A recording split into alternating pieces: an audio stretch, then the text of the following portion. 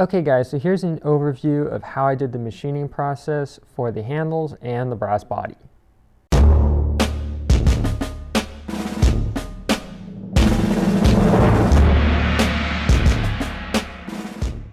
So for the handles here, we're going to start out with those because they were obviously a little bit more complex. You can see it much easier here in the computer rendering that all the outside edges of this part have a nice rounded over edge. Only drawback to that is it makes things a little bit trickier when you're machining them. And we also have these lovely grooves in here with the flat surface. Now to pull this off, what I did is I first came along with the 16th inch down cut end mill, and it created the two holes back here. I understand that using the helix probably was not the most time effective, but I found it gave better chip clearing using a downcut spiral end mill because those force the chips down than using a straight plunge mechanism. So for the little bit of extra time it added, it actually was not a bad thing. Now you'll see it come down and do it in two passes. Again, this is just clearly for the chips. Otherwise, if I was using an upcut end mill, I probably would have just gone all the way down and done it like that.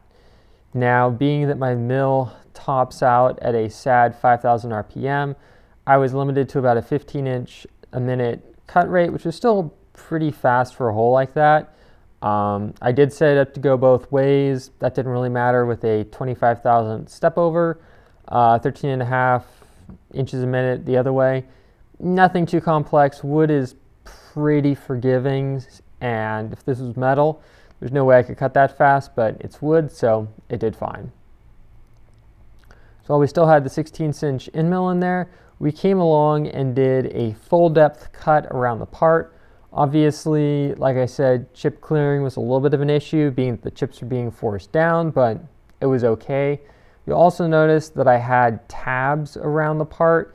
That, honestly, I can't say if that was really necessary or not because I was using the tape and super glue method, which held these parts down so well that I actually broke one or two when I got a little bit crazy with my removing them from the bed. So I actually would not recommend leaving the tabs on there if you're going to use that method for these parts, but I didn't know, and you know what? It is what it is. Now, if you're wondering why I did run a second roughing pass that was larger than the part, that is strictly because when we come along with the 16th inch end mill, it needs to come into this space.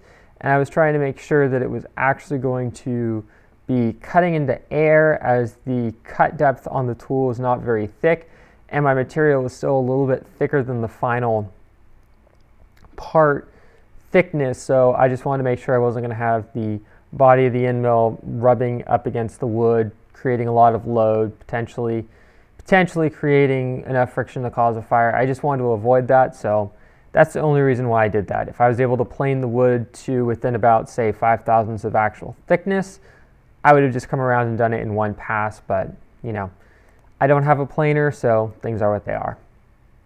Then finally, to finish the part, I came along and used a 16th inch ball end mill in a back and forth parallel pass. Now, a couple of things to keep in mind with this. You'll notice the tool does not cut all the way to the bottom.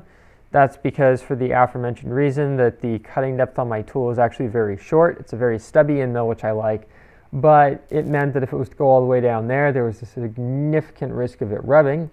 So to tell it to only cut in that area, I used the machining boundary at the bottom, and I told it to use the tool's center line on the containment with the 20,000ths additional offset, so it would cut to the edge, and that worked quite well. Also, for the avoid touch surfaces, I told it to avoid those surfaces inside there, which worked good. And then for the model surfaces, I just told it that. It was probably a little bit overkill for containment, but it worked.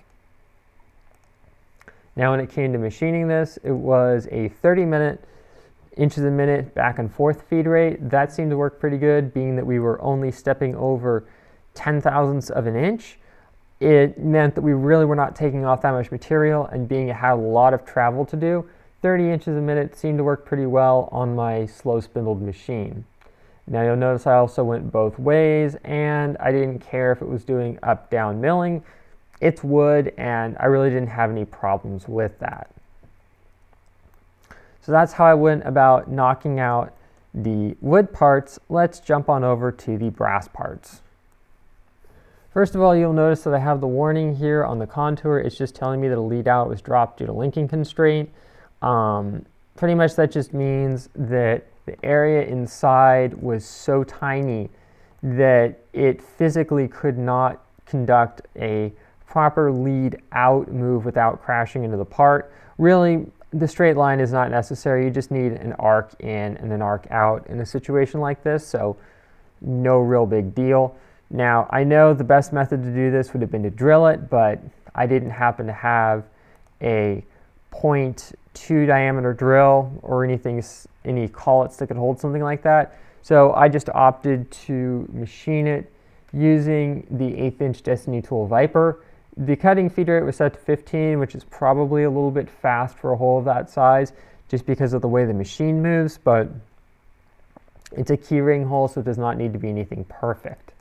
You'll also notice that I used a 3,000 step over for finishing, kept the finishing feed rate the same, used a 40 thousandths roughing step over, and I stepped down in 10 thousandths increments on these parts because they were being held down with the super glue and tape method. I didn't want to be trying to rip out huge amounts of material and then send the part flying. And I also don't have any kind of air blast, liquid coolant, flood coolant, WD-40 can, things like that. I was literally cutting these dry, just vacuuming the chips up occasionally. So a small step down was essential to preventing the part from getting too much heat and then releasing itself, which is obviously a bad thing. We don't want that. That leads to broken tools and lots of misery.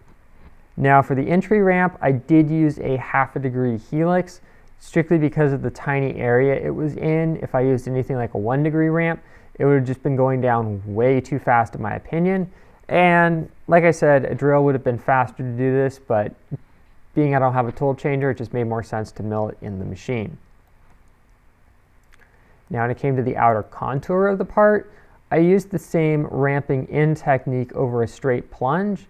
Same settings as before, only difference is I used a 1/2 degree ramp, which is the same, and that appears to be it. So for that, all it does is it just ramps around. It did make the external roughing pass, which is the same concept as the other parts. It just creates room for the chips to go when it's coming in to do the final cut. Obviously, you don't want all the chips binding up in there, or it will leave behind a horrible surface finish on your part because it'll just be deflecting the end mill and things like that. I get it, it adds a little bit of extra time and it does add a little bit of extra material used, but on a part like this, I really want those edges to look nice. So having that extra gap in there, it's a huge advantage. Now the last thing I did, you'll notice, is I did pattern out the parts. So what that meant is I could just press post-process and it would create the code to do all of these parts. The way it worked is it first cut one part, then it cut the other, then it cut the other, then it cut the other, and so on. Ideally, I would have liked it if it had cut all the parts at the same depth, but I'm still learning the pattern function in Fusion 360, so it's fine. When it came to doing the handles, that one was pretty simple. It just did all of the first tool operations, and then I changed the tool and it did all the second tool operations, and it changed the tool, which worked out pretty well. The nice thing was I could just press go on the machine, leave for a little bit, come back in, vacuum up the chips as necessary, and go from there. Hope you guys enjoyed, and see you here next time on Make It with Calvin.